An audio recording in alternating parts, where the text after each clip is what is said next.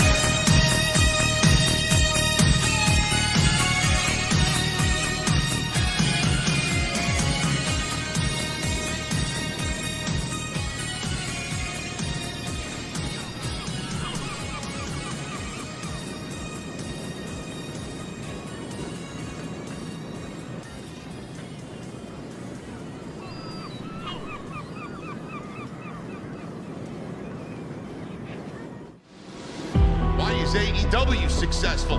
Why is Tony Khan running his promotion better than Vince McMahon and Bruce Pritchard are running Monday night and Friday night? Long-term booking.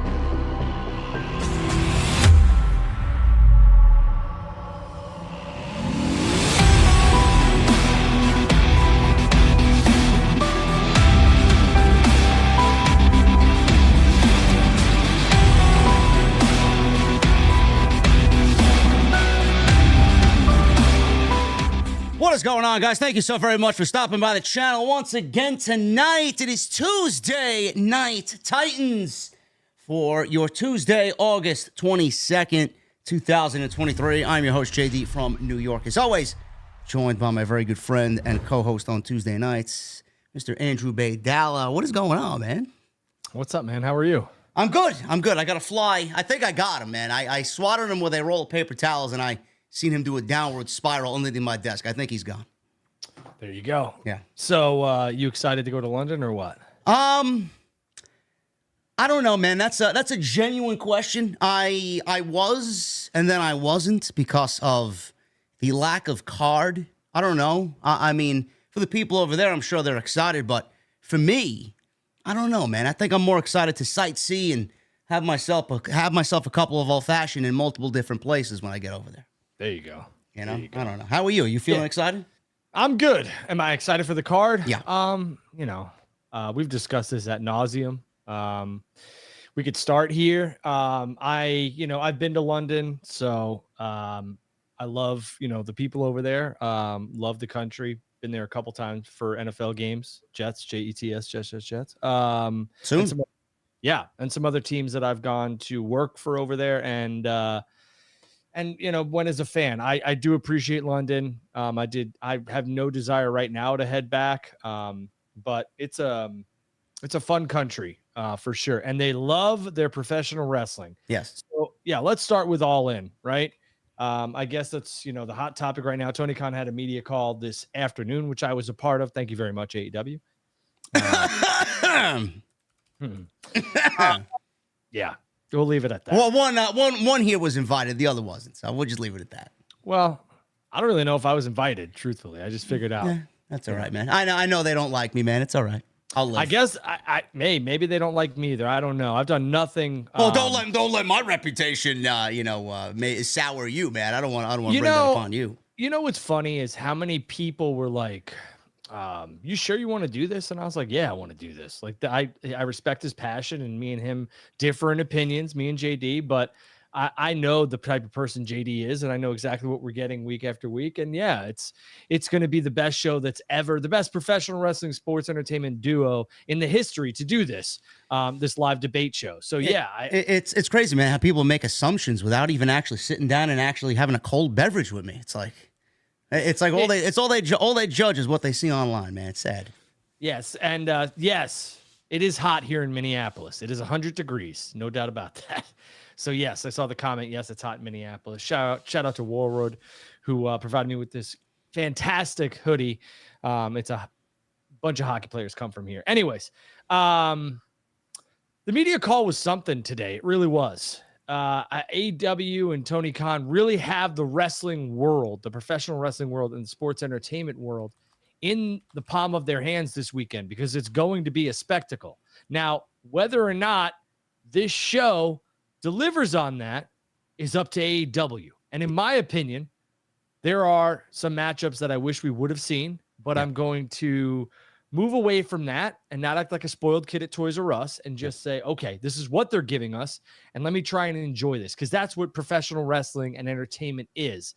And I'm sure I will eat tons of crow when it comes to Punk and Joe, because they're going to put on a great match. But truthfully, they being CM Punk and Samoa Joe, for the real World's Championship, for me, I just wanted the biggest possible matches on this card. And Tony Khan talked about this, so let me get your opinion.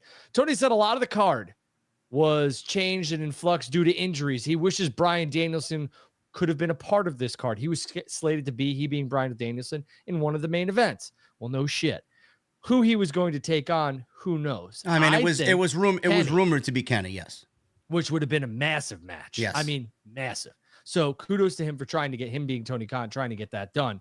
But do you think that with the current crop of stars that he has, give him a break, give him a pass, he being Tony Khan on the injured ones, is this the card that you would have liked to have seen? Well, I mean, first of all, let me start here. If you guys don't know what the media calls entail, it's a bunch of the community sitting around over the phone trying to ask Tony Khan questions, and him batting these questions away like he is striking out at home plate. And he just kind of dances around the question. You know, he answers it, but at the same time, he doesn't. So, I mean, it is what it is with these media calls. And then the post-show scrums are the same way. There's no difference between the two. But the thing is, Drew, he used the injuries as almost a crutch to lean on to try and project that onto the media. But if you really want to go and deep dive into it, Jamie Hayter's out. I'm sure she factored into some way, shape, or form an important factor in the show. I roll my eyes because, I mean, come on. I mean, fine. I mean, it is what it is. The women in AEW, they don't really. They get half of a pizza pie. Not even half of a pizza pie. Half of a fucking slice of the pizza pie. I wouldn't go that far. I'm just, and I'm not saying, that she's not a talent. She's bigger than some of the male stars on the roster. Why I rolled my eyes on that is because, again, I think a lot of us, including yourself, and this is not a dig at you, are dancing around the fact that this is not, which maybe you're getting to, this is not the type of card that I expected from AEW, which is fine. I'm not the booker. I think we can all agree with this is not the card that we expected for this type of show with the magnitude of the amount of people that are going to be there. But he did cite that injuries have plagued this show. Jamie Hayter, whether you like Jamie Hayter or not, who knows if Mercedes was going to be a part of this? She got injured. Okay. Jamie Hayter got injured. I would like to think that match was on the table for him because Mercedes Moné versus Jamie Hayter. That's something the fans have been asking for, and I think that would be a big spectacle, especially bringing Mercedes into AEW to wrestle in that stadium for them. So who knows if that was the case? But Jamie Hayter, Mercedes is injured. We don't know if she was actually going to be a part of the show. He did dance around that question at the Forbidden Door post-show media scrum. Pac is injured. Brian broke his arm against Okada. And I know Ray Phoenix just got pulled. We'll get to that, but he's not injured. I think it's more of a visa thing. And then we have Proud and Powerful. Santana and Ortiz have been heavily rumored to be making their return at the show. So, I mean, if you want to... They don't seem to be on the best of terms with each other. No. That was the last rumor that we heard. But if you want to cite injuries, I mean... You can't sit there and say injuries are the reason why this card is the way it is. He had more injuries last year waiting for everybody to come back than he did this year going into this show. So I'm not buying that as an excuse. Now, everybody, including yourself, has dogged WWE and other big entities, WCW at times. We weren't on the air when WCW was prevalent. This is AEW. In my opinion, AEW had a massive launch with a lot of positive reception. Jacksonville. Then they went over to Chicago. They went to Schaumburg. I know it's not, downtown Chicago, but I mean, they went to Schaumburg and had a hell of an event and had a ton of buzz. This has all the buzz without the major matches for me. And it's just, that's a miss only because this is an opportunity to reignite that buzz, reignite that flame, reestablish yourself as, hey, we're still here. Do you know, I'm gonna shock you, and I'm gonna say something that you probably didn't expect me to say here in front of you because you know how I am, and the fans too here in the chat because you know how I am about this specific individual. Drew, I am shocked, genuinely shocked that Tony Khan, he says he's had discussions with him. I am genuinely shocked he didn't bring Goldberg in for this show. Really. I'm shocked that he didn't sign. I mean, it was just tailor-made. It was a fucking layup for Tony Khan, and he's dropped the ball massively on Wardlow. I don't know what Wardlow's problem is there. I don't know if he's got visa issues as well. He had his passport stolen. I don't know if that's legit or if they made that into a legit thing, storyline-wise. I don't know what the deal is there. But it was tailor-made for Wardlow to go up against Goldberg. That's where it was... that's where the feeling was there. Give Goldberg a couple of big wins on Dynamite, have him squash some lower-end guys. Wardlow was at least somewhat dominant, and Goldberg comes out, and, who's next? And Wardlow kind of confronts him. I mean, it's just a simple fucking storyline, a simple layup that Tony Khan could have made. He didn't book it for the show. I don't know if Goldberg had prior obligations. I don't know if Goldberg was going to come at a higher cost than what Tony Khan wanted to do. But having him off this show, that's a fail right there if Goldberg was readily available. Maybe he's hurt. I don't know. Maybe Goldberg is a part of the injuries. I don't know. Yeah, I would tend to agree with you. Maybe it was too obvious, and they decided to not go with this. I mean, they being AEW. Also, I know that I've used this excuse before, too, with WWE, so I don't want to sound like a hypocrite. I understand that there's 80-something thousand seats sold for this, and I get that. And it's like, well, they don't have to sell tickets, because they did already. I get it. I totally get that. But for me, this is not the same thing as WWE. WWE is a powerhouse who's been around for 50 plus years. They've had 39, now going to be 40 WrestleManias. This is in my opinion, this is the reestablishment of, hey, we are to be taken seriously, that being AEW. And you guys, WWE and everybody else, needs to watch out. And I believe, and I tweeted this, when Adam Cole and Bryan Danielson showed up in Schaumburg at All Out, I was like, holy I was in the arena. Bro, it was, I could not believe what I was watching. I was like, holy moly, the AEW is now back, and almost it's like 1-1. And I was just like, I can't. Do you realize on that show we got Bryan and Adam Cole at the end of that show? We got CM Punk wrestling Darby Allin, and we got for the first time that was Punk's return, and we got the Lucha Brothers and the Young Bucks in that steel cage match. That night was absolutely historic for them. Yeah, and listen, I agree. I don't think that Goldberg is necessarily like needed on this card. I want to express that wholeheartedly. I'm not saying I want him on the show, but I think if you want to appeal to what Tony Khan needs to do at this point for casual audiences, I mean, he's just a shoe-in right there.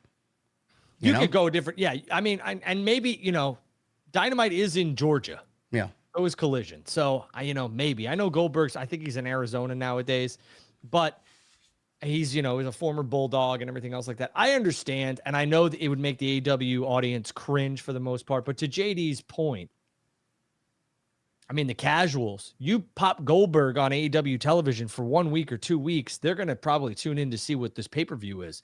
I know a lot of casuals who just tune into WrestleMania. And for me, I understand that All In and All Out, it is a massive undertaking for Tony Khan.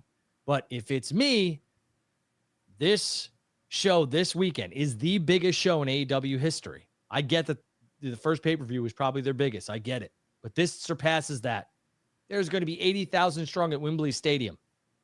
This is their moment. And for me, that's why that's why I titled the stream tonight as I did, Drew. I mean, is it going to be a historic weekend, or is it going to be a fucking flop for AEW? Like it's not going to be a flop as far as the money he's made. He's made over a $10 million gate. But as far as the reception to the card and the show itself, is it going to be a flop? I don't think it'll be a flop. And what AEW has been so good at, and what Tony Khan has been so good at, is giving us surprises on a pay-per-view. So maybe we get a surprise. Maybe he views Goldberg as somebody he just needs to fly over to London. The building sold. It'll get the pop, the buzz, the impressions, whatever else they want to call it. Maybe that's what he does. He being Tony Khan, I don't know. I can tell you right now, y'all could stop with the Edge crap because that ain't happening. Edge is not showing up at All In. No. He's already said it himself. His contract runs through the end of September. So no All In, no All Out, no Grand Slam. So put it to rest, please. But I am buying this pay-per-view solely for 3 things. 1, the atmosphere. Yeah. I want to see it deliver. 2, MJF and Adam Cole. And 3, the Young Bucks versus FTR. Yeah. That's it for me. Yeah. Sorry, guys and girls, but that's it. And I'm not buying the pay-per-view, and I'm a Punk guy, not buying it for Punk and Joe. I'm sure they'll deliver, but it's a miss. Danielson off the card, obviously due to injury, is obviously another unfortunate miss for AEW. But I really hope that what happens, and when you get on the air at 5 o'clock, 6 o'clock Eastern on Sunday to review this show, that we are all eating our words, and I'll be part of the post-show media scrum, that we are all watching. I won't be in London. But I really hope that I eat crow. I really do, because I think that the only way that this show is memorable is if everything goes the way it needs to go for AEW and the fans make this show. I mean, Bischoff said it perfectly. Bischoff said the fans will be the star of that show for AEW. And I agree. I totally agree. I mean, we're going to end up eating crow anyway. I think a lot of the complaints are justified, because I think everybody, and it's not any disrespect towards Tony Khan, I think the fans care so much about what he does with this company that they feel like they are better than what they're kind of giving off, especially with the weekly TV as of late, and then the build for this show, and then the card that has kind of materialized here. The one positive out of all of this card, I mean, I don't care particularly about any of these matches outside of the 2 that you mentioned, which was the Young Bucks, FTR, and MJF, Adam Cole. If there was one overwhelmingly positive thing about this show, it's the fact that MJF, at 25 years old, is going to main event with Adam Cole MJF's not even anywhere close to his prime yet. Adam Cole is just now hitting, that peak age where he should be in his prime. And they're going to be main eventing in front of 80,000 plus. I mean, I could not pick two better guys to main event a show than those two guys right there. The build has been great. The storyline has been their best thing all year. Agreed. That promo on Wednesday with MJF and Adam Cole going over why this show, this match for this championship is the most important thing in their lives right now. All of that was expressed and came across on Wednesday's Dynamite. And they did a fantastic job building this up as a must-see attraction. And the fact that those two guys, are basically the backbone of the company. I mean, I take great pride in that watching as a fan because these are the types of guys I want in that spot. Yeah, and here's the thing. That match, that build has been A1, and it deserves the main event slot. I hate the buy-in crap that's going on because I fear for an injury. Yeah. And I also don't think you need to. It's like, we don't need our two biggest stars right now on the pre-show. But they deserve that main event slot because they have been the best story and the most entertaining on AEW's television. That's it. I mean, there's really nothing else.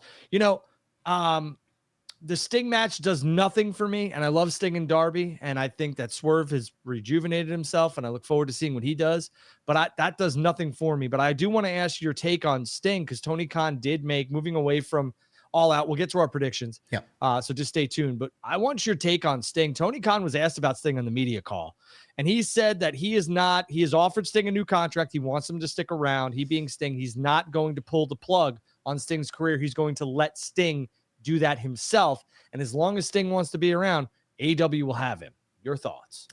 I think Tony Khan is approaching that the right way. I mean, you don't tell Steve Borden when to retire, where to retire. It's going to be up to him completely. I think Tony Khan, the way that he is, and all of the negative kind of, aura that he receives from the online wrestling community. Oh, he's a money mark. He's nothing more than a fan. If he wants to be a fan, just sit in the front row and start chanting for your favorites. Like the report that we just read from, I think it was Wade Keller, that when CM Punk came back through the, through the curtain, he was chanting CM Punk on his return to Collision. I mean, listen, if you want to go do that, go be a fan. At some point you got to differentiate from being a fan and being a boss. I think if he wants to be a boss and he wants to keep Steve Borden around, I think that locker room would be lucky to have him. As long as Sting can continue to go, I think he should remain with AEW. But, I mean, what else is there for him to do? I mean, he's not winning any major championships. I mean, he's gotten Darby over to a point where Darby is absolutely a backbone future of the company. He's going to be highly sought after when he does become a free agent. I mean, what else, Drew, is Sting capable of? I honestly think he's going to go above and beyond and give whatever that vessel of his has left on Sunday afternoon. And he may actually end up retiring with what we see from him on Sunday. I don't know. But what else is there for him to do? Yeah, I don't think there's much left for Steve Borden Sting to do in the professional wrestling ring. I do think that, it is the right call to let Steve Borden make the decision when to hang his boots up. I don't think that should be anybody else's decision, although WWE has pushed talent out. They've found other ways to be on network television or be on TV and continue their career, Sting being one of them. I think WWE horribly mismanaged Sting, and without that injury that happened with him and Seth, maybe we see some more out of Sting in WWE. But I agree. I also do. It's like, I hate to be playing both sides of the fence here, but I think there also needs to be a point in time where maybe it doesn't come from Tony, but it comes from somebody else, Arn Anderson, Dustin Rhodes, whomever. They look at Sting and they say, hey, I just want you to know, I respect everything that you've done, but I don't think you need to do this anymore if you don't want to. And if he, for some reason, if it's a bad match or something to that extent, don't tarnish your career. And truthfully, they've been very protective of Sting. So I don't think, I'm talking about they've protected him in the ring with who they've given him, the opponents, the tag match, everything else. But I will say this. I thought Tony Khan's comments, unfortunately, Tony, that this is the best run of Sting's career. I was just going to get to that because I'm looking at the quote. No way. I mean, listen, his AEW has blown away WWE's run. No doubt about it. Okay. 100%. But I'm on the fence with that. AEW's had a better run, Sting's run than TNA. I mean, never mind that, bro. I mean, Tony knows how to get people talking, and he says shit to elicit a reaction out of people. He knows what he's doing. I don't even think Tony Khan believes in the words that he said there, because we all know that AEW is not Sting's greatest run. WWE is better than his WWE run. You know, some people may think it's better than his Impact run, but a lot of people love the Main Event Mafia TNA version of Sting. They thought that Joker Sting was, a great asset to his overall vibe. You know, you had the Crow Sting, you had Wolfpack Sting, you had Joker Sting. So a lot of people like that. You know, his WCW run, I mean, you're going to compare this run to his WCW run? I don't come on, man. I didn't even watch WCW, and I'm not stupid enough to say that. I will tell you this. Sting's run in WCW from 96 to like 99 was it's very, very, very good. Yeah. Not to mention his TNA run with Kurt Angle, Styles, even the Jarrett matches. Sting had the Main Event Mafia. Sting had some of his best matches that are lost in TNA/Impact because we can't really see them unless you buy a subscription. So I'm telling you right now, Tony Khan does know how to get people talking, but if we're talking about runs for me, it's WCW, Impact, TNA, AEW, WWE. You know, Sting is undefeated in AEW. Tony Khan said he's undefeated. They could use that as a huge deal if they do want to end up retiring him. You know, hold up, wait a minute. Who beats him? That's what he said here from the Observer. It says Tony Khan is an analytical fucking powerhouse. I know he is. I said that on the show. Either. I said that on your show a million times, and then I've said it on our show. There's nobody, in my opinion, in the wrestling business who probably has better numbers, better everything that analytical wise. He's 17-0 in AEW, all in tag team matches. He just doesn't lose. Okay. There you go. I mean, they could use that to their advantage, man. Maybe it happens on Sunday. Maybe he goes 18-0. Yeah, you're right. I don't know. Career 17-0, 4-0 in this year, 1-0 in tag team, 2-0 in trios. This guy, man, he's like a fucking encyclopedia, man. Who remembers all that shit? I don't know, man. I can't even remember what the fuck I did 2 days ago. I know. I don't even know what I ate for breakfast this morning. Let alone, I mean, but ridiculous. You want to know? Hey, good for him. More coming out of the AEW media call. The Elite contract extension. I thought this was very smart maneuvering by Tony Khan. He was asked, do all of them expire at the same time, them being the Elite? And when does the contracts go into place, et cetera, et cetera? And Tony really dodged all this, saying that some of their contracts have some time remaining on it, so the new contracts haven't taken over. They're all signed to multi-year deals, but didn't disclose how long these deals are for. And I think that this is the side of Tony Khan that I love, where he is the wrestling fans promoter, but he's also got to protect his investment, and he's not going to tip his hand to WWE or anybody else being like, well, they're up in 3 years, because he's done it before. So I think he's learned, he being Tony Khan, that telling people that, well, I've signed Adam Cole to 5 years, so he's not going in. You don't need to divulge that information. I think that this was brilliant maneuvering. But I will ask you, do you like this side of Tony Khan, or you think it's like, hey, man, I wish you would just keep it 100 with me? No, I am. Listen, I've been to a few of the scrums, and I've seen people ask questions that have visibly upset him in regards to WWE stepping on AEW's toes, what Triple H has done, kind of, double dipping with shows over there with NXT to combat AEW, and them taking holidays now away from AEW when they used to do it first. So I actually commend Tony Khan for sticking to his guns and being a little secretive about everything, especially when it comes to the contracts. First of all, it's none of our business as a community how many years, the Young Bucks and Adam Page and Kenny Omega have. I don't give a shit as long as they're here, as long as they're healthy, and as long as they give us a great 4 or 5 years, however long it may be for AEW. But do you guys know when the Usos and Roman Reigns contract's coming up? No, you don't. No, I don't blame him at all, because he is definitely someone that has been done dirty. From, if you listen to the things that he said about how Triple H and Stephanie McMahon have treated him over the last couple of years, I don't blame him for being secretive, and I don't blame him for holding things close to his vest. I think now more than ever, Tony needs to do that. Yeah. With Endeavor's backing, and it seems like Paul Levesque, Triple H, gaining more power in the creative side. And I will tell you right now, you thought WWE had an endless checkbook with themselves. The Endeavor merger makes them a powerhouse. Now, AEW and the Khans probably have more money. I bet you they actually do. But it's all about visibility. It's all about the brand. And it's all about, perception. And WWE right now is 1 and AEW's, 2.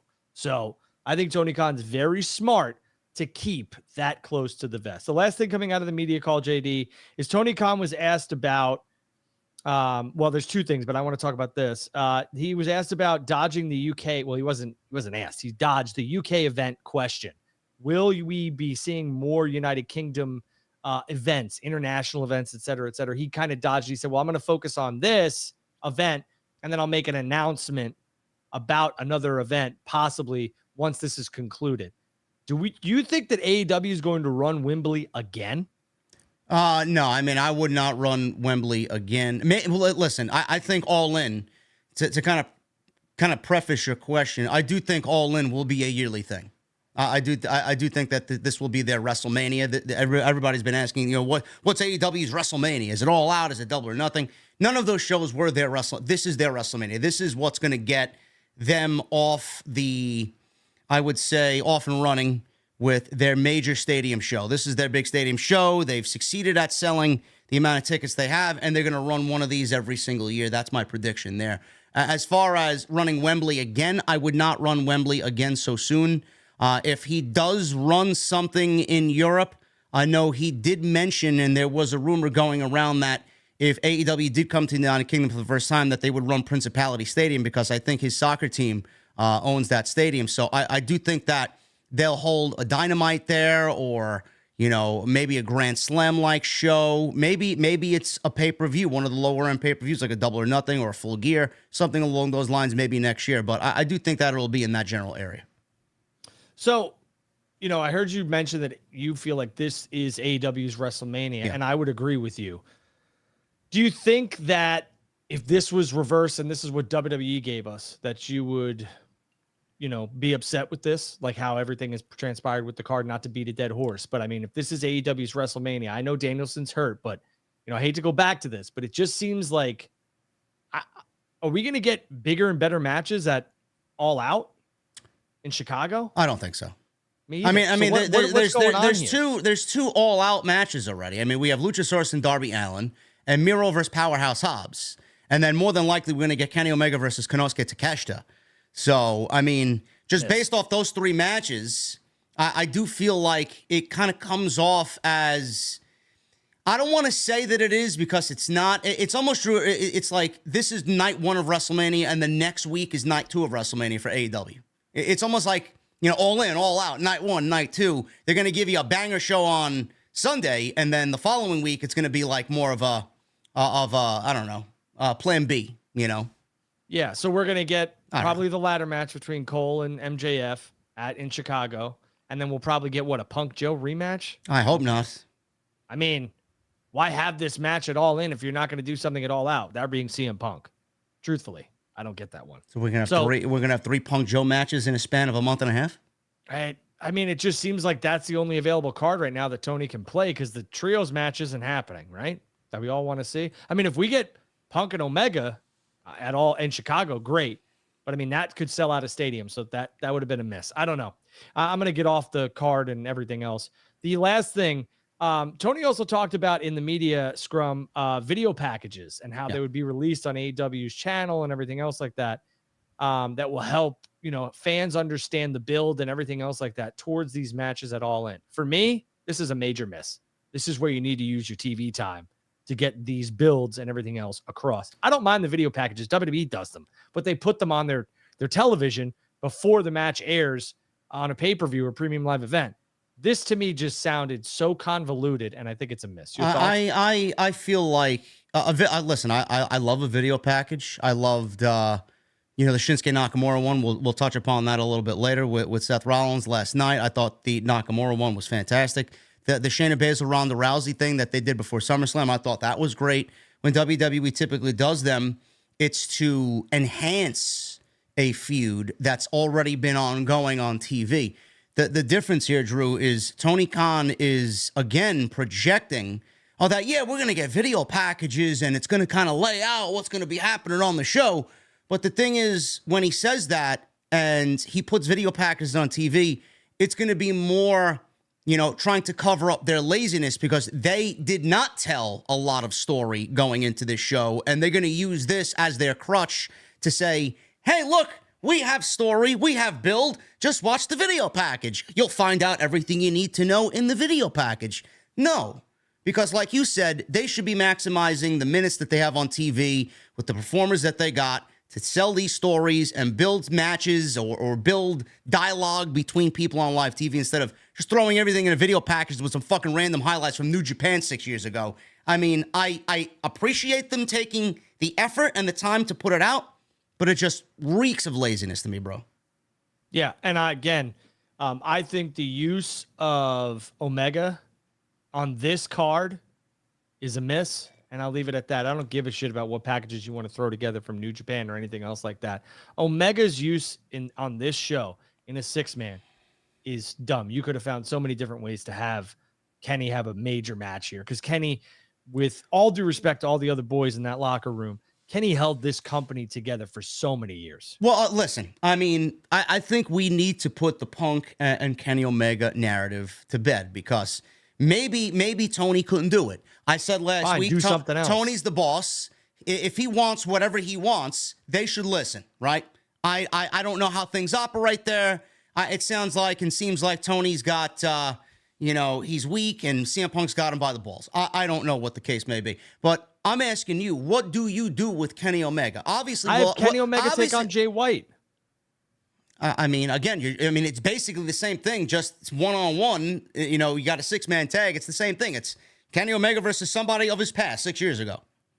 Yeah, I mean, but I'm saying if we can't have Punk and Omega, fine. We've moved past it. I mean, we can't get Omega Ospreay because I know for a fact, and he's alluded to it, that there's going to be political things with New Japan. They want that for Wrestle Kingdom. Oh, absolutely. And that's fine. So they're not getting that. Listen. Danielson's hurt. Takeshita's not an all-in match. I mean. No, and that's why I'm saying, listen, Kenny versus, like I said, Jay is fine by me. I just think the usage of Kenny in a 6-man is a miss, just like the usage of Cody. If we go to Payback, not to switch gears here, if Cody's in a 6-man at Payback, miss. Yes, well, we'll touch upon that. Yeah, it is a huge miss. So, I'm not absolving anything that WWE or AEW does. I'm just saying, for me, Kenny in Wembley, one of their biggest stars, the longest reigning world champion, I believe that they had, deserves a singles high-profile match. Does this 6-man scream high-profile to you? No, right. There are ways to go around. Listen, I've talked about this for the last few weeks. I understand everybody wants Kenny Omega in a singles match, but you could have given us Kenny Omega and Kota Ibushi versus Chris Jericho and Will Ospreay in a tag team match. That would have been a lot better than what we're getting with fucking Jay White, Juice Robinson, and Konosuke Takeshita. Takeshita's got nothing to do with the Bullet Club. Here he is teaming with the Bullet Club because he's got a common enemy in Kenny Omega. That would have made a lot more sense. I just feel like this 6-man tag is something that they just threw on a piece of paper and say, hey, look how great these names are, man. We're going to get a great trios match out of this. Come on. Yeah. Are you concerned about the possible changes and additions that are coming to All In? Because I believe we have 8 matches. So what is 9 matches? What is he? I got the card pulled up right here. Apparently Ray Phoenix is hurt. So he's not going to be in the Stadium Stampede match, which I'm not a big fan of because we just got an Anarchy in the Arena match and it's basically the same fucking thing. Only one's inside and the other's outside. And the only reason, I don't know if you know, I know you don't have the game and don't play the game, but they just added a Stadium Stampede mode to AEW Fight Forever, so it kind of goes hand in hand with what's going on this weekend. That's releasing this weekend for the video game. So I could see that being a promotional tool as well. I don't know who fills in for Ray Phoenix and fills in for him, but I've heard Santana and Ortiz possibly coming back. I've heard Zack Sabre Jr.'s name thrown around to take a spot there in the, and my cat's crying. I guess I don't like Zack Sabre either. Zack Sabre Jr., him taking a spot in the Blackpool Combat Club. I don't find any of that to be interesting. I don't know how you feel about that. No, listen, the Anarchy in the Arena was good. The Stadium Stampede is I echo your statements 100%. I think we use this too much. I think, once a year's fine. Now we're jumping right back to it. I know it's not, people are going to be like, it's not the same thing, Drew. I mean, basically it's the same thing, guys. I mean, come on. It is. I mean, I don't know Just a why different Tony didn't go, bro. I don't know why Tony didn't go Eddie Kingston versus Claudio. I mean, they've been feuding for how long? I mean, they got an issue why didn't we get that? I think people would have loved to see Eddie go over Claudio. Why didn't we get Orange Cassidy defending the international title against Jon Moxley? I think people would have been okay with that instead of giving us this fucking convoluted mess, because all it does is come off to me as Tony Khan wanting to get as many people on the show because he feels like they all deserve a spot, and we got fucking 6 versus 6 here in a Stadium Stampede match. I'm going to be there. Yeah. I also don't appreciate watching a fucking match on the big screen when I could easily do that at home. Why didn't he give us those 2 singles matches? They come off a lot better. Well, I'll say this. I mean, I was at Revolution, the first pay-per-view back from all of the pandemic stuff, and I was when the arena was jacked, or I should say Daly's Place was jacked to see Sting and Darby, and we never saw him because it was a cinematic match. So I get that, and I get it from people. I understand, and I get it from the fans who are going to be there. But again, this is WrestleMania, in my opinion, for AEW. And what does WrestleMania always give us for the past, at least I would say 4 or 5 years? The best singles matches that they possibly can. It's not this convoluted BS that we get. And realistically, like you said, Eddie and Claudio, man, I don't even need build for that. I already know. And I know before I even, get to what I want to say, Eddie Kingston and Claudio could realistically still happen at All Out. Maybe he's doing this now and saving that match for All Out. Maybe saving Moxley and Orange Cassidy for All Out because he needs matches for basically a week after this Sunday for All Out in Chicago. Maybe he's just saving those matches, but I don't know. But this is the problem. This is the show to do it on, though. I know, and this is the problem with AEW. I gave WWE the same crap when they did WrestleMania and then Super Showdown or whatever the hell it was. The Greatest Royal Rumble was a couple weeks later. I was like, listen, some of these matches that you put on at the Greatest Royal Rumble should have been on WrestleMania 35. So you guys are a bunch of assholes. And I'll say this, AEW has done this, and Blake Mitchmore, one of my closest friends, he'll be here this weekend. He said to me, I made a comment on one of the shows. I don't know if it was your show or somebody else. We did a live show, and I said, this is when Grand Slam was debuting at Arthur Ashe. And I believe All Out, was like a couple weeks before that. Yeah. And I said, they are completely looking past All Out, and all they're focused on is Grand Slam. Yeah. And that's a miss, dude. And this is the same thing. They should be focused on All In. This is Wembley. Yeah. I understand you're at the United Center for All Out, but come on, man. Yeah, I don't know how they fix that problem. I don't know if they add more pay-per-views to the overall calendar for AEW schedule. I don't know, but these things have to be spaced out. I mean, it definitely feels like a WWE move where they do fucking Crown Jewel 2 weeks before Survivor Series type of deal. Like, right. I'm not a big fan of that. Yeah. Because then you start forgetting one show and then you're more, heavy on the other, and just things get lost in translation. I don't like that. But, I mean, we got the Stadium Stampede match. We got Darby, Sting, Swerve, AR Fox, and a coffin match, which should be fun. I'm not going to sit here and tell you it's going to be a bad match. It's going to be a fun match. We got the 6-man with Kenny, Hangman, Ibushi, Takeshita, JY, Juice Robinson, Will Ospreay versus Chris Jericho. Now, I'm not a big fan of this match, but I'm not going to take anything away from Will Ospreay. It's probably, it's debatable. It's either him or MJF, top wrestler in the world right now. But Chris Jericho, he's gonna have to work a completely different style. He is, but the thing is, I'm not going to take anything away from Chris Jericho, because the more you doubt Chris Jericho, the more he's going to fucking shut you up. And I honestly think if you're Chris Jericho, you cannot ask for a better dance partner than Will Ospreay. No, and I think that this is going to be, if the match is on the card right now, I think this is your sleeper for match of the night. Yeah.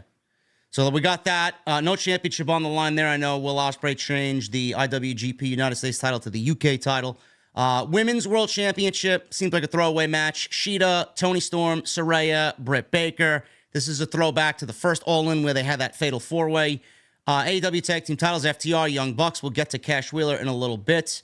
I think the issue with him, I don't know how you feel about that. The issue with him may kind of swing the creative in the Young Bucks direction to win the titles there. Well, all right. Do you want to talk about the Cash Wheeler situation? Yeah. I mean, I got the notes here.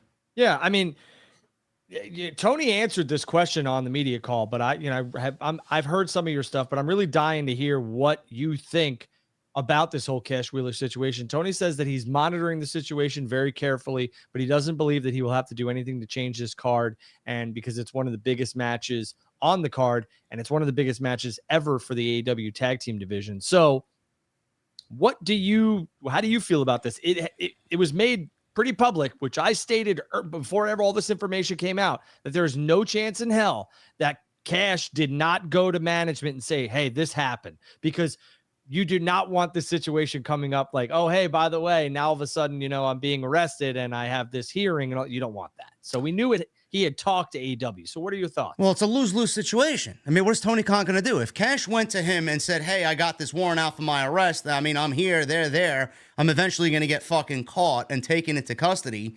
If he told Tony Khan, what is he going to do then? I mean, so, put yourself in Tony Khan's shoes. You got this all-out match, biggest tag team match in the history of the company. And then you got this guy who is about to be arrested. You don't want to take him off TV. Then, if you don't do the match, then the fans are going to be like, oh, my God, Tony Khan, they're going to blame him for something. So it's like, what is he going to do? He's got his back against the wall. Well, what do you do in that situation if you TK? I give both companies a lot of crap, but I think that this was the right way to handle this. I might, people's more compasses would be like, oh, I can't believe you'd say that, Drew. Listen, I told you we don't know the full situation on what's going on. It seemed like, Cash, and this is, a public matter now, Cash waved a gun at a civilian who, another passenger or something like that in a car. I don't know. And he had to pay a fine. Cash Wheeler paid a fine, and that was it. And I think that Tony Khan AEW handled this the right way. I mean, he didn't hurt anybody. You can't just go flashing guns around anymore. It's a serious matter. Like I said, Drew, who knows if his life was threatened? I mean, I don't go around waving guns in front of people or fucking, swaying in and out of fucking lanes, all because someone's behind me, and then you get out and show them the business. Right. But, I don't want to take anything away from Cash. Cash seems like a genuine guy. So does Dax. So, if I'm on one side, I'm going to take his side, because something really must have agitated him to act that way, because I don't see him as someone that's going to be acting that way. And I also don't see him being the type of guy that would withhold information like that from Tony Khan. I think he has a lot more respect for Tony Khan than the IWC thinks. So I do think that AEW was notified. But again, I go back to my original point. What is Tony Khan supposed to do? Cancel the fucking match? He's going to let it ride out and see what happens, because if he pulls the match, then fans are going to blame Tony Khan for something. And, we don't need that shit. Listen, I mean, I don't like to get into people's personal business, so I have no idea what transpired with, Cash and the other car passengers, whatever. So we're going to leave that at bay. But I mean, I saw a lot of WWE loyalists being like, you can't let this man be on television, blah, blah, blah, blah. Shut up. Jimmy, the Usos have had so much problems, and I love those boys, have had so many problems with DWIs and everything else like that. And WWE handled that situation perfectly too. It is a private matter that they will see, they will handle. And everyone, I mean, so if you're going to call for Cash's head, then you might as well call for everybody's head who's ever been arrested, DWI, all this other stuff. Like, come on. People make mistakes. Has Cash ever been in trouble with AEW management? No, probably not. I mean, the Usos, man, fucking, 4 different times. Yeah, and again, but again, the WWE handled that the right way. The WWE can't babysit these guys and girls. No. If that happens, it happens. I mean, it happens to people all the time, unfortunately. Listen, if I have a drink, I don't drive, but I don't judge people who've had a DWI. It could be an unfortunate situation where you think you're okay and you're not. But listen, I'm not judging anybody, and I'm not going to tell somebody how to run their company in terms of like when, there's an issue with the law. So I don't think this is something where Tony Khan needs to pull the plug on the match or, let go of Cash Wheeler, just like WWE didn't pull the plug on the Usos or let one of them go. It's just dumb. Justin Barrasso of Sports Illustrated said that the match is going to take place. And obviously in the report from PW Insider earlier in the week, Cash is not going to have his passport revoked. So it's on, so we can expect it. I know MJF put out a tweet as well, backing Cash. So everything is good there. We'll let the law take its course after all in. So we'll see what happens. But does it have any bearing on the outcome of the match? Or do you see FTR dropping the titles to the Bucks because of this situation with Cash? Maybe. I think if this was WWE, yes. So I will say this. I think AEW is really trying to get things on the up and up because that WBD, Warner Brothers Discovery, contract is looming. The streaming deal is looming. So yeah, I do think that the Bucks will probably take the championships. Yeah, I think that's the right call too. Obviously, we got that Samoa Joe versus CM Punk for the AEW Real World Championship. Punk is not losing that championship. I know you're not crazy about the match. It'll be a fun match, but like no doubt about it. But like you and I both reiterated, nobody's ordering this pay-per-view for CM Punk. Nobody. And I like this is again, you needed CM Punk on this card. Yeah. It makes sense, but again, a better use of him.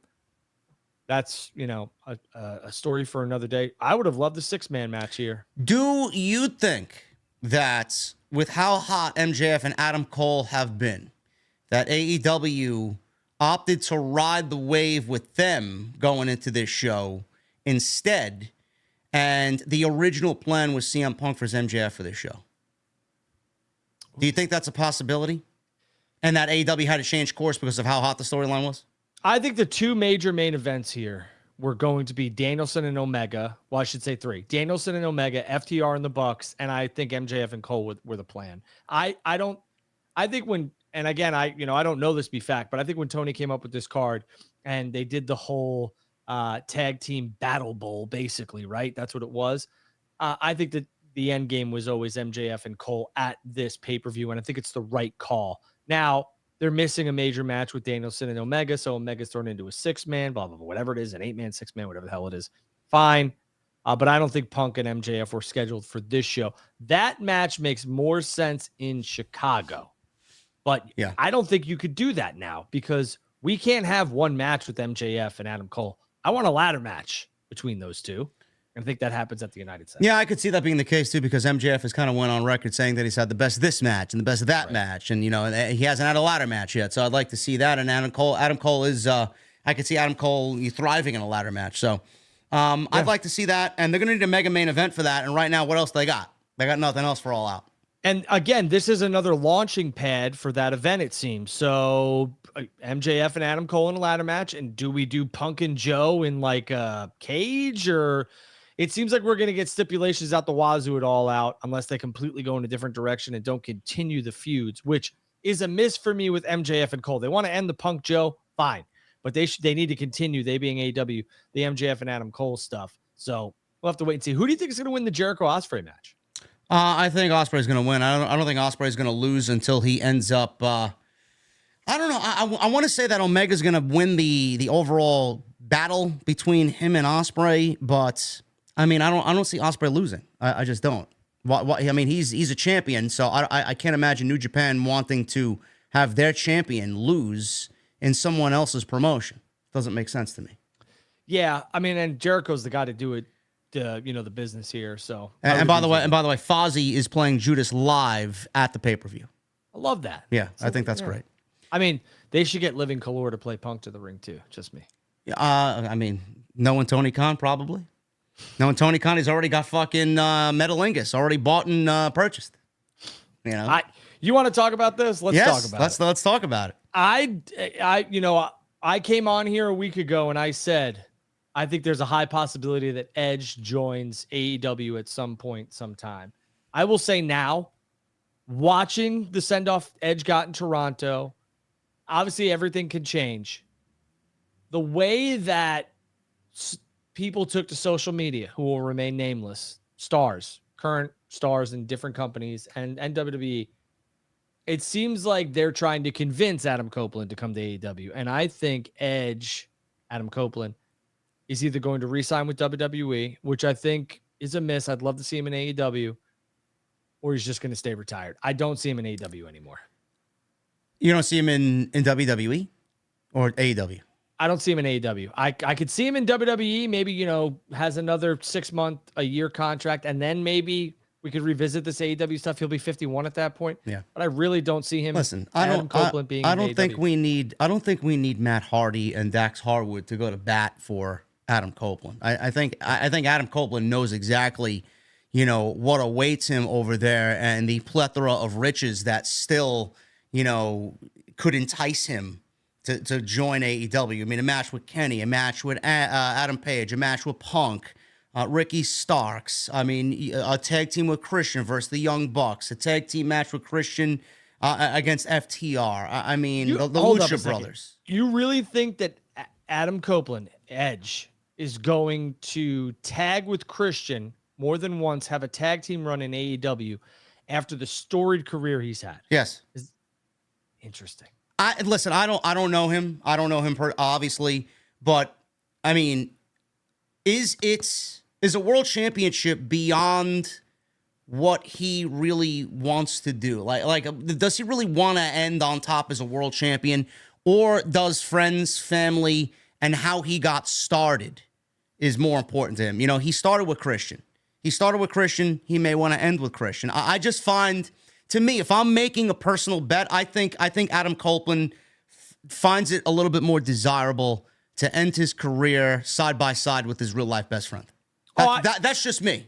So I will bet you, just because I said what I said, I'll bet you a cold case of whatever you want, whatever beer you want. For me, the Edge and Christian FTR match is money, and I think that is something. And the Young Bucks, I get it. I think those two matches could possibly happen if Edge were to go to AEW. But I like your singles run better for Adam Copeland Edge than anything else he's going to do tag team wise with Christian. And then I think he'd like to end his career against Christian in a singles match. Obviously, I will say this: if we get a announcement that AEW is running Sky Dome in Toronto, watch out. Yeah, I definitely. But he did say, and listen, Edge, Adam Copeland has been known to work the audience, whether it's on the microphone or on social media. I remember right before his monumental return in the Royal Rumble, which was one of the best moments of all time. Absolutely. When he came back after 9 years, he kind of played people on social media. Oh, I'm not coming back. Blah blah blah. I'm like, bro, come on. I mean, everything is just kind of lining up. The stars are aligning. We know you're better off not saying anything. So I don't know how much of what he said at the end of SmackDown on Friday is legit. This is the last time you're going to see me wrestle in Toronto. He's holding a cane. He's standing up. He's like a fucking geriatric in there. People are telling me he needs I know what it was, but people were telling me, oh, he can't walk around without a walking cane. I'm like, well, what do you got? You got this guy in a fucking nursing home already. I mean, Jesus Christ. I mean, how banged up is he? I mean, I would love to see it, JD. I just, for some reason, I mean, let me ask you this. I'll counter with this. Do you think he would tarnish what he has to go to AEW if for some reason he just can't go anymore? I think the people that run WWE respect that man enough for the fact that he came back after 9 years to give them 3 years, right? Vince was never going to allow him to go to AEW. Adam Copeland is the type of guy, and the story is that he went to AEW. Tony Khan wanted him. They gave him an offer. He went back to Vince McMahon, told him exactly what was going on. Vince said, you ain't wrestling over there. If you're going to come back after 9 years, you're going to wrestle for me, and I'm going to pay you this. And that's the way it ended up. Now, I feel like with him being a good Samaritan there and being respectful to Vince McMahon by going back and telling him, I would like to think that WWE would show him that same respect and allow him to do what his heart wants him to do. If he wants to go wrestle there, go wrestle there. He gave 3 years to WWE, and clearly they don't really have any major plans for him. If they had plans and creative for him, good, give it to him. You got no problem paying him what he wants. Tony Khan's going to give him the money, more money than I think Endeavor's going to give him. And then the creative is also on the AEW side too, which is a little bit more enticing than what WWE has. So to me, I just feel like it fits what he needs to do for the last year and a half of his career. I don't know. Maybe WWE signs him to a year deal and they get, Edge beats Seth for the World Heavyweight Championship, and then Edge does the job at WrestleMania 40 to Gunther. How about that? We'll see. Who knows? I think he's tailor-fitted for AEW, truthfully, but my heart and my brain are telling me he won't sign there. I just don't know why. But I mean, if he signs with the WWE, what does he do? Where does he go? What does he do? I mean, he's done everything he needed to do there. I don't know. A match with Gunther is listen. There is matches. We talked about this already as well. Gunther, Brock Lesnar potentially, Cody, Bray Wyatt, Cody. There, Kevin Owens. There are things for him to do there. John Cena if he wants to retire. I mean, it's all up to WWE, honestly. But I'd like to see him in AEW. I'm being selfish. I'd like to see him in AEW. Me too. I think there's money matches there for him, and I'd like to see him and Punk run it back one more time. Absolutely. There is one thing I wanted to talk about on the AEW side of things, which we'll cycle back to the WWE. Yeah. But there's one thing here. A lot of people, bro, a lot of people made, including me and Jesse on Wednesday, a lot of people made a big deal about the Texas Chainsaw Death Match on Wednesday. Now, reportedly, it raised $100,000 plus for the food banks in Maui with the wildfires that went on there. Jeff Jarrett said he enjoyed it. Jeff Jarrett says he likes those types of integrations. I mean, he's going to say that type of thing because he's under the AEW umbrella and he's on the payroll. But what did you think of the match? And did you think it risked a little bit of the brand credibility with what they did with the fucking chainsaw-wielding geek that came out there? And do you think that AEW could have went about this a little bit differently to fit the adult-themed, AEW shows that we used to, while also making money for a good cause? Yeah, I mean, I'd be a hypocrite if I sat here, and said that, this set the business back 20 years, blah, all this other BS, blah, blah, blah, blah, blah, or I said that it's part of the business, guys and girls. It is. WWE does it. Now, granted, they don't drop out or send out, Leatherface. I get it. I mean, at least it wasn't fucking flesh-eating zombies who ate the Miz. Right. And what I'm saying is that, we saw a lot of this stuff in WWE, the brand integration to capture some money and some ad revenues and everything else. That it's part of the industry when you're at this height, and AEW is at this height. And you want to know what? They did not. AEW did not have to do this, and they did. The match was not for me. The Leatherface integration was not for me, but I also didn't write $100,000 check. So who gives a shit what was for me and what wasn't? That's what we all need to understand. Tony Khan and AEW did a great thing by donating to that cause. And realistically, this happens over in WWE. So any of you WWE loyalists who want to come on here and just be like, oh, that's crap. Like, I can't believe that AEW's trash, set the business back. Shut up. Slim Jim had a battle royal, which was fantastic.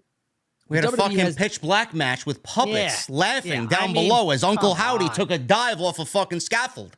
There's been some things that WWE has done, so I'd be an absolute hypocrite. So no, it wasn't for me, but good for AEW. They didn't have to do this, and they did.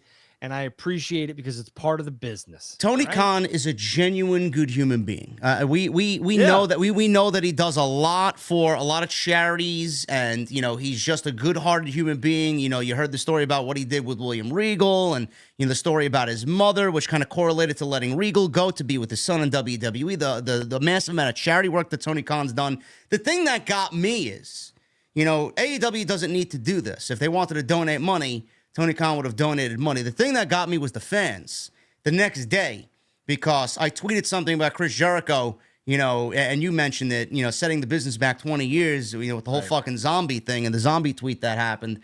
But people were trying to justify this match because it made $130,000 or so, whatever amount of money for the Maui Food Bank. But at the same time, you could say that, but at the same time, I could say the match still sucked. No matter how much money you made for the Maui Food Bank, the match was still the worst match that AEW's put on ever, and it was within the second hour of AEW Dynamite on Wednesday, which was the worst second hour in the history of the show. So one doesn't equate to the other. I mean, it still sucks. Mm-hmm. And we don't. So here's the thing, right? Here's the deal. I don't know exactly what that integration included. Like maybe they had to have a Texas death match or whatever it is. I don't know. If they didn't have to have a Texas death match, AEW, then they could have went about this completely differently. If they needed to have Leatherface appear, if they needed to run a bunch of commercials, they could have had an in-ring segment with Jericho or whomever else, and they could have had an in-ring segment with whomever, and they could have Leatherface appear and run said talent out of the arena. That's a little different than what they did, AEW did on Dynamite. There's ways to go about this, and there's ways not to. And I think it might, again, I get it. The All Elite Wrestling fans were like, this is not what I wanted from my company. But you want to know what?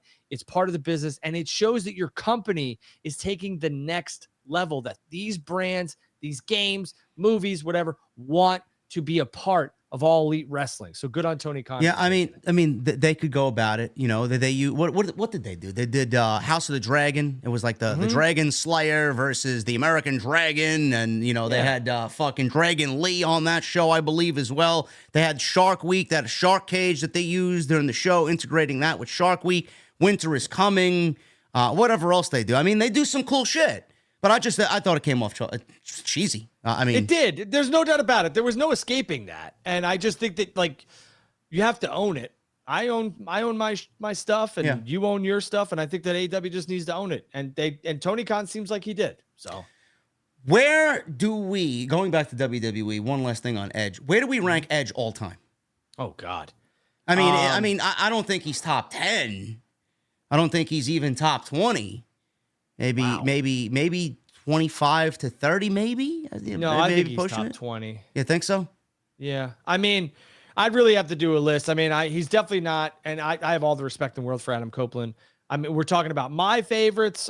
He's probably top 10 easy. Yeah. But if we're talking about, you know, all time, that list is so subjective and so personal to a lot of people, but I don't think he's top 5 in terms of, you know, who I view. But who am I, you know? Yeah.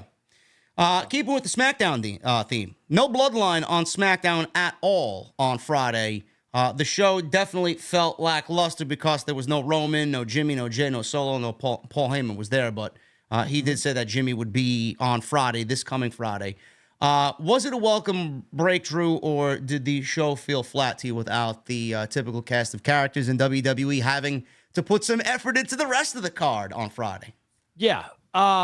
Yeah, and the more I thought about it, I think Edge is definitely top 15 in the business. But I will say this, singles competitors. I will say this in terms of the bloodline. I think it was a welcome break. I think you guys and girls need to make up your goddamn minds and move off this whole like, all we ever see is the bloodline. Then they take a week off. Where was the bloodline? I mean, this just shows how inconsistent and fickle wrestling fans can be. So I think the whole show, which we saw, which was smart, focused on Edge. They had one segment with Paul Heyman and the bloodline. Perfect. No problems. No problem for me whatsoever. The show did not feel flat. It was all about Adam Copeland Edge, and it was all about Toronto. And I was happy with the way the show came off for me. Yeah, SmackDown was basically Edge Sheamus, which they gave a good 20, 25 minutes to. A great video package. They used Alter Bridge for the video package, something off their new album. It was a great video package. So they made it feel special. I think everything else on SmackDown felt kind of lackluster with Grayson Waller, LA Knight, Rey Mysterio, Santos Escobar. I'm glad those guys are on the show and getting some shine, but it's nothing terribly interesting. Well, I mean, listen, the bloodline makes any show better. Yeah. So if we're saying, would I like to have had the bloodline on this show? I think for that show, no, because it was all about Adam Copeland. Yeah. Any other SmackDown needs to have the bloodline on it. It's the hottest thing in professional wrestling. So yes, you know, they were missed, but for the right reasons. Payback. How we feeling about Payback, man? After Monday Night Raw, Payback feeling a little lackluster as well with the AEW side of things, and all in feeling lackluster. I mean, there's just a lot of lackluster build towards these shows coming up in the next couple of weeks. Yeah, I mean, we don't know anything about Cody Rhodes. We don't know anything about the bloodline. So that's 2 major misses for me. We also don't know where Judgment Day's on this card. I mean, Finn doesn't have a match. Damian Priest doesn't have a match. The list goes on and on and on. So, I mean, we have one more week until that show, which is right before AEW All Out. So it's a long, I mean, this weekend and next weekend, man. I mean, it's just bang, bang. So, and bang. So I don't know. I think the build has been a little lackluster, but besides what we've gotten, I really do enjoy Shin and Seth and the build that we've gotten for that. I think the way that they used Nakamura this past last night on Monday Night Raw was fantastic. Yeah, I mean, I mentioned that on my review last week. They did not highlight his strengths. They highlighted his weaknesses. That in-ring segment came off awful, and I said he would either be better with a translator or a pre-tape video package backstage where there's subtitles and there's some nice ambiance. Yeah, and he's looking sinister. Yeah. I mean, they nailed it. I mean, they actually made a Nakamura Seth Rollins match somewhat interesting coming out of Monday, and I thought what they did was perfect with him. Yeah, and the biggest question is in any match is what's the heat, and where's the build and the back injury. I mean, that's great. That's the heat, right? And that's what Nakamura is going to focus on. And it's interesting that they're bringing this up right now as we're getting closer and closer to Survivor Series, Royal Rumble, and WrestleMania. And Seth's run, is it in jeopardy, et cetera, et cetera. Maybe Seth makes it to 40 and then has to have back surgery. Maybe that's his goal. I don't know. I don't know what his plan is, but this was fantastic in terms of build. I said it last week on TNT, give him a translator, him being Nakamura. They went with subtitles, which is great. I also think the Ripley Gonzalez match is something we've all been clamoring for, so we're going to get it, which is good. And, Trish and Becky in a cage, we'll have to see how that one comes off. I mean, at this point, I'm just waiting for this feud to end and see what, Becky and Trish both have next. But I think this is it for Trish. I truly believe that. I think she gets her steel cage match and Trish calls it. It should be it for Trish. Yeah. Well, I'm not going to dog on somebody who's had the impact that Trish has had in the business. But I mean, it's not translating to TV for me. I think the feud's been probably the worst feud all year for WWE on Raw. But, hopefully they have a great steel cage match. I mean, I don't know how you have a bad steel cage match. Hopefully they deliver. So we're getting those two women's matches. I remember when people complained, why aren't they on SummerSlam? Oh, now you're getting my payback. So I mean, it just makes sense. The other big match that we're gonna get is Gable and Gunther, right? Gunther, Miz versus LA Knight, setting up for that. The only thing that we don't really know is where the Bloodline fits in and where Cody fits in, where Sammy KO fits in. Now, what they did, Drew, last night is give us a tag team match that led to a 6-man tag team match. And that 6-man tag team match was the match that I thought absolutely was going to be the match for Cody and KO and Sammy against Judgment Day at Payback. So they theoretically gave us what I thought was the Payback pay-per-view match on Raw, unless we get it again, which I don't really want to because we just seen it. So what do we do with Cody? Does he wrestle Damian Priest? Does he wrestle Balor? He called JD McDonough a Funko Pop last night. Does he wrestle McDonough at the pay-per-view? No. No. It's not a pay-per-view You go from match. Lesnar, no offense to JD McDonough, but you go from Lesnar to JD McDonough? No. All 14 of you who are watching this, 1,414, and to probably the 25 to 30,000 that'll watch it later on, you can clip this. I think that Priest should be in a singles match against JD McDonough, and I think Cody should be in a singles match against Finn. That's what I would do. Finn's a big name, just came off a World Heavyweight Championship title match, and Cody and him could have a great match. And JD McDonough versus Damian Priest makes sense because McDonough's kind of weaseled his way and kind of, kept screwing around with Judgment Day. So that's how I would do it. So what do we do? What do we do with KO and Sammy? I would leave them off. If they want to have a tag team title match against the two other members of Imperium, fine. If you really want to go, you could do, this is another thing. You could do KO and Sammy versus Finn and JD McDonough, and you could have Cody versus Priest, which is fine by me too. But I think the story here with Priest and McDonough, if they want to expedite it, is that match. Because I don't think McDonough is joining Judgment Day unless one of them is kicked out. Which the rumor is Damian Priest is getting kicked out.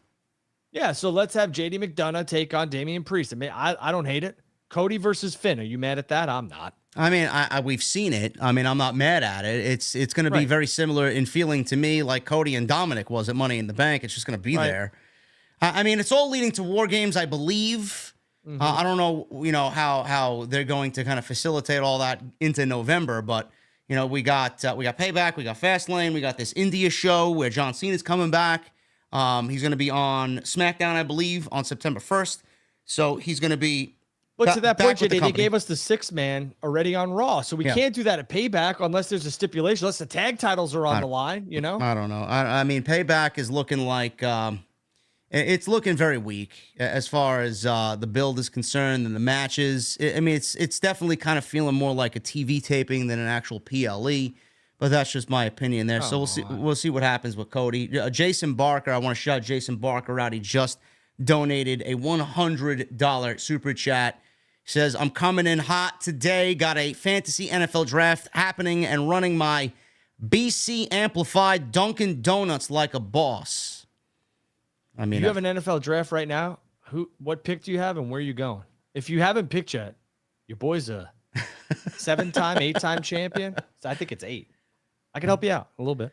Thank you, Jason. I appreciate it, man. That is, what is that? Like a string of 7 straight streams where he's donated a $100 bomb here on the podcast. Thank you so much, Jason. I appreciate you, brother. JD, John Cena. Yeah. What do you want to see September 1st? Because for me, I would love to see Cena and LA Knight take on Miz and Austin Theory in a tag match. How about that? Stole the words right out of my mouth. There you go. There you go. I mean, I do think that Cena and LA Knight are going to have some interaction for sure. Right. I think he'll be back. I think he'll be on that show. He's not showing up to have a microphone in his hand only. I mean, it'll be like that December SmackDown where he teamed with KO and wrestled Zayn and Roman Reigns. I mean, it was a nothing match. It went about 7 minutes, but I mean, that's all you really need out of John Cena. He's just there for ambiance. And I will say this: I think the payback card is, within at least the 5 matches that we have, is pretty damn good, along with the build. Yeah. The misses obviously are Cody. Not being on that card right now and what his direction is and the bloodline. So we'll have to wait and see. What do we do with Gunther and Gable? I mean, a lot of people have to have it. A lot of people really like that match on Raw last night. What'd you think of the ending? I thought the ending was, that's something I would usually fucking poke fun at, but perfect. I actually thought it was brilliant because now the story is, and I said this on my stream last night, that Gunther is getting very, very agitated that he can't beat Chad Gable, and Gunther's emotions are going to get him in trouble with his boys. They're not going to help him, and Gunther's emotions are going to have him lose to Gable when the time comes. I think the record will be broken by Gunther. Yeah. So I think that they have just a rematch at Payback, and I think the ending was fantastic. I don't think we get a stipulation yet. I think it's coming, and I think the stipulation will be a submission match because Gunther is a ring general. Or an Iron Man match. Could be something like that too. Yeah. And I think Gable will win the Intercontinental Championship from Gunther because I think Gunther has bigger and better plans, and he should. But I will say this. I think the ending of that match was very smart business by WWE.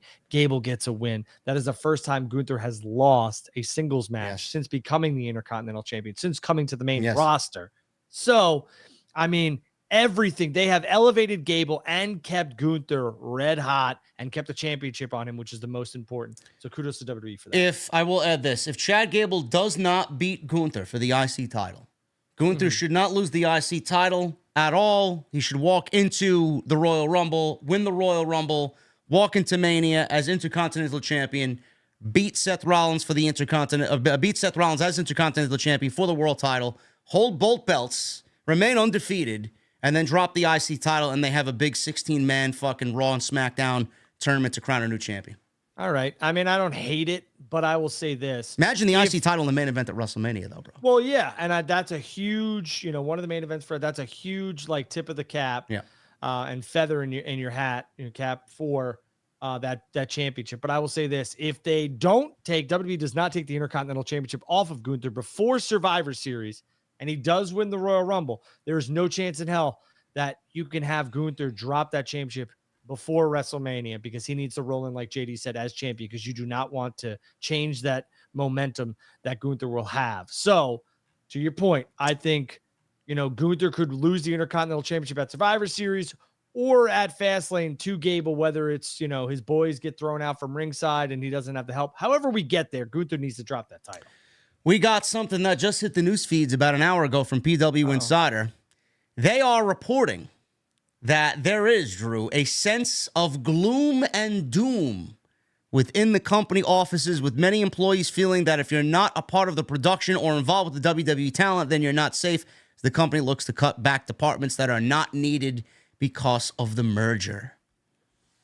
So what are we talking about? Like live events? I mean, since Endeavor's already, I guess as a company, they have their own departments that would be handling something like travel, for example, which you can expect many to be let go in the coming weeks. Employees in WWE know this because some of them have already been looking for their next job. So Ari Emanuel, they are going to be cutting some budget, and PWI adds that the expected firings have been a big topic of conversation among those working at WWE's company headquarters in Stamford, Connecticut. We don't know if the cuts will extend to the talent or anyone who regularly goes on the road. You would think, bro, that Endeavor has their own departments, and they may not need all of the departments that WWE has because they have them on their end, and they're just going to do it for both UFC and WWE. I think it makes sense.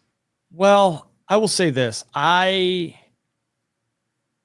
First of all, here's, I've been in business, for 13 years now. And my father raised me business like my whole life. So I come from a giant business background.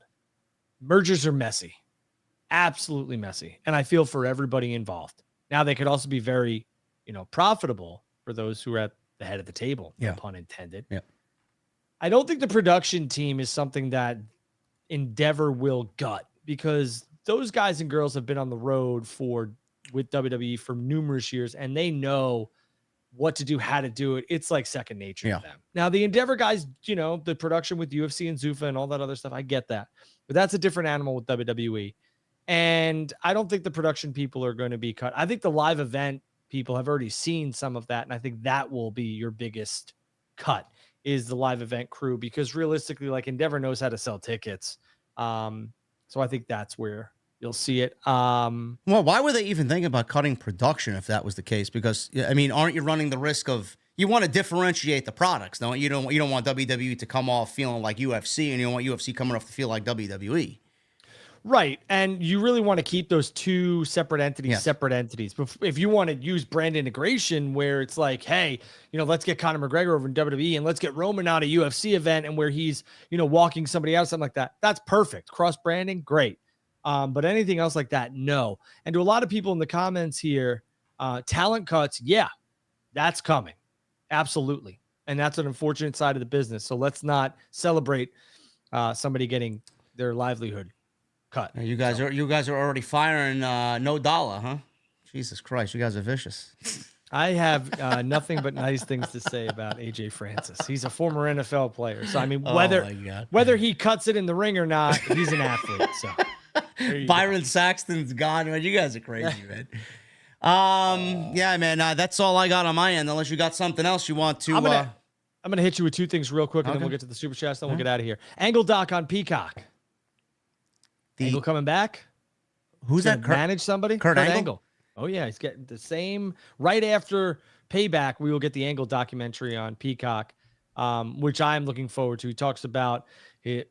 Everyone likes Perk Angle, right? He talks about his Percocet abuse. He talks about his amateur wrestling days, and then WWE days, and even TNA days, it seems. So do you think, first of all, you're looking forward to the documentary? And second of all, you think Angle is going to come back in some sort of managerial capacity? The documentary, I don't know where it was. I think it was on A&E. They did one of them Kurt Angle docs. Mm-hmm. I thought that was fantastic. Just going over his beginning stages, and then obviously his meteoric rise in WWE. I loved Kurt Angle, one of the greatest ever. Definitely in my top 10. I would say, and I know a lot of people were kind of making correlations to Gable Steveson. I don't know what's happening with him. They just just out of nowhere, just took him off TV. You didn't hear about anything that he did with Baron Corbin following that PLE. I don't know what happened. It's like he disappeared off the face of the earth. So I don't know if he's going to be back to manage somebody, but if I was to put him on TV with somebody, I would put him in the corner of Chad Gable. I mean, Gable, he doesn't need it, but I do think that if Gable is going to be the Intercontinental Champion, Kurt Angle knows a thing or two about Intercontinental Championships. I think that would be a great pairing. I agree. I think that him and Angle would be match made in heaven. Yeah. I totally agree. The one thing I do want to, the last thing I should say I want to touch on here is Paul White, the Big Show, formerly known as that, compared AEW President Tony Khan to previous bosses in pro wrestling. And he, being Paul White, said that Tony Khan is a wrestler's type of boss. He's a fan-friendly, he cares about his talent, that type of boss, where he's basically insinuating that maybe WWE just use you as another cog in the wheel and you're just part of the machine. Your thoughts on Paul White's comments?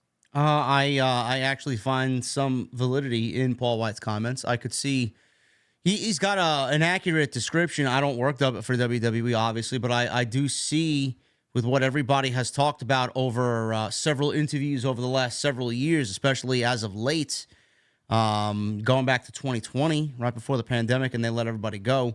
I could see WWE being that type of company. They don't need you. I mean, they're going to replace you with whoever else they got at a lower cost in the performance center, and they'll churn out another superstar.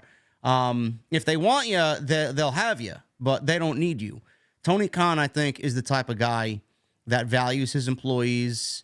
He's more of a friend than he is a boss, which has kind of landed him in the water that he's in now, the hot water that he's in now. But I do think that Tony Khan genuinely cares for his employees. I think he looks to take care of them in any which way that he can. He's paid people's medical bills. He's paid for people's surgeries. I mean, he's the type of guy that you would want to work for. I just wish with all the news coming out that he'd be more of a fucking boss while also maintaining a very good relationship personally with these men and women. But it's more one-sided than the other. And that's what I kind of get frustrated about. And then we get the drama that we got. I think Tony Khan has a heart of gold. And I think he's really has, before everything happened now with the merger, I think he was really trying, he being Tony Khan, trying to clean up the wrestling business. So shout out to Tony Khan for doing that. Guys and girls, and JD, don't forget, September 13th, Wrestlers will premiere on Netflix, which is a docuseries on Ohio Valley Wrestling, OVW, which is owned and operated by Al Snow, who is a fantastic human and somebody who I have had the pleasure of meeting and having numerous conversations with. Al is a great guy, and Cal Hero will be on that as well. So I think that's something that I'm looking forward to. What do you think of the docuseries? I just read about it the other day. I didn't know something like that was being made, so I'm definitely going to check that out. Yeah. You know? Guys, that's all we got for this episode 10 of TNT. We're going to hit these super chats and then get the hell out of here. But we hope you enjoyed the discussion tonight. You guys can hit that thumbs up. I know we had upwards of about 1,500 people in here tonight. So if you guys want to hit that thumbs up, I would really appreciate it. Let's try and get that number as close to 700 tonight if we can possibly do that. We're going to hit these super chats in a second. If you guys want to follow Drew on social media, it's at Andrew Baydala on Twitter. I'm at JDfromNY206. Make sure you guys check the community tab on YouTube, check my pinned comment on Twitter, and check my Instagram stories. All the information you need for the meet and greet in London on Saturday night is right there. Hopefully I see you guys there. When are you flying out? Thursday night at 7 o'clock. Out of JFK? I think so. Yeah, we're flying JetBlue. Yep. Okay. Yeah. I did Virgin when I went out there. Yeah, it was either Virgin was a lot more expensive. I'm going first class. I can't sit for 7 hours. So Virgin was actually $1,000 more than JetBlue. Wow. Yeah. So JetBlue has first class for overseas. That's awesome. Good for you. So that's that. I got my Steam Deck already downloaded with some games, and we're gonna have a good time. Do they have like a bar? Like, because Virgin had the bar, which was gonna entice me to do that. But I mean, I could drink on the JetBlue flight, so it's not. Well, yeah. And when I went to London for the NFL like 4 or 5 times, it was pretty sweet. I mean, the bar was a cool experience. I never thought I'd be able to do that. So. Yeah. So make sure you guys go check that. I'd love to see you all at the meet and greet on Saturday night at All Bar 1. That is the Waterloo All Bar 1. So go check that stuff out. And all the other content on the channel, go check that stuff out too. I'll have plenty of content leading up to when I leave New York for All In. New Bendy Comics with 12 months. Thank you, brother. Appreciate you being here 12 months. This is AEW's biggest week ever. Hopefully it doesn't turn out like All Out 2022 where the whole show was forgotten thanks to CM Punk. I mean, that's kind of unfair, bro. Yeah, I don't think the show was forgotten. No. I think Punk and Moxley had the best match they possibly could because Punk tore his bicep. Yeah. Or it was his bicep? Yeah. Or his pec, whatever it was. Yeah. Otis with 20 months. Thank you, man. What's up, guys? JD, have a safe trip. Don't eat none of Jesse's tacos before you fly. Trust me. Love y'all. OTS for life. OTS Bloodline. Thank you, man. I will be meeting Jesse there, and we will definitely have some shenanigans for you guys. Mike FPS, new membership. Thank you, Mike. You're in a video game, aren't you? Yes, I make a small cameo appearance in this game called WrestleQuest that actually came out today. Congratulations. Thank you. It's pretty cool. I'm 8-bit, so there you go. Jesse wants you to check your phone. Check my phone. Christ's sake, Jesse. Trying to do a show here. I'm working here, man. Holy shit, check my phone. Let's see what he says. Don't worry, Jesse. He still loves you. All right, Jesse. Thank you, brother. I really appreciate that, man. Jesse and I will be doing the All In post show from a beautiful podcast studio on Monday afternoon. British summertime.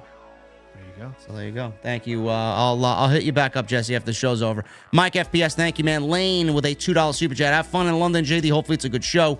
Should be a good show, man. Tony Khan knows how to put on a pay-per-view. Michelle with a $2 super chat. TK did nothing to make me excited about All In. The atmosphere is going to make people excited, Michelle. 80,000 people watching live on pay-per-view is going to get everybody excited. It's going to be a great atmosphere just to be there. Yeah, there's only been one company who's done that. And, we're not talking about WCW and, Korea. This is huge here for WWE, for AEW. It really is. Beyond the Script with the $4.99. JD, have a great visit to London. Looking forward to the new studio. Hello, Andrew. Love you, JD. Thank you, Beyond the Script. Sidro with a 5 and 11 months. Re-upping his membership. Almost a year in. Let's go. Always appreciate your work. Been busy with work myself and doing my music thing. Keep doing your thing. And he says originally they were going to call Hunter Hearst Helmsley Killer Kevin Kilmsley, but Vince thought the name Triple K would break kayfabe. I think that's I think someone's trying to bait you. Careful with those initials. Yeah, really. Sidro, I see what you did there, brother. He's like the resident comedian on this side. So Sidro, thank you, man. Jarrett Howard with a 2. MJF or Punk, who will TK choose for unified title? MJF. I think we're ways away from that. I think that happens maybe at Revolution. It could happen at Full Gear. Where's Full Gear? Los Angeles? Did they announce that yet? They might have. Yeah, I think it is Los Angeles. Yeah.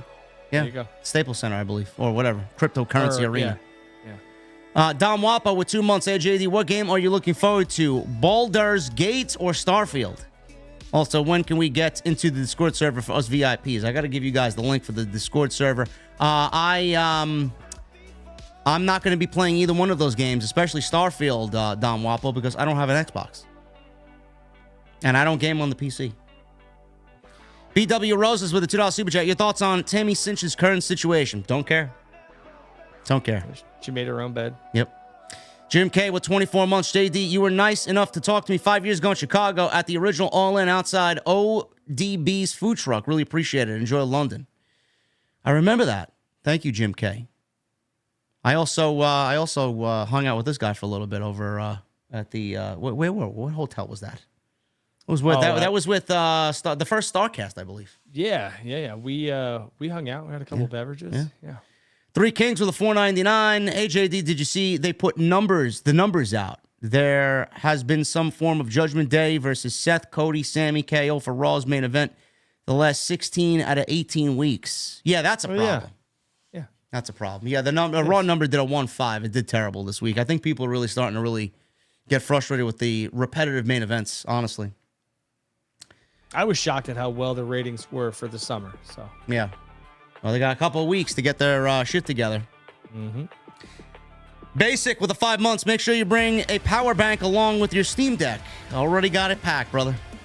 Thanks for the 5 months. Guys, yeah, sorry. Thank you for the 5 months to JD. If you guys had any doubt, Carmelo Hayes is still your NXT champion. There you go. I'm sure that match with Wesley was pretty decent, too.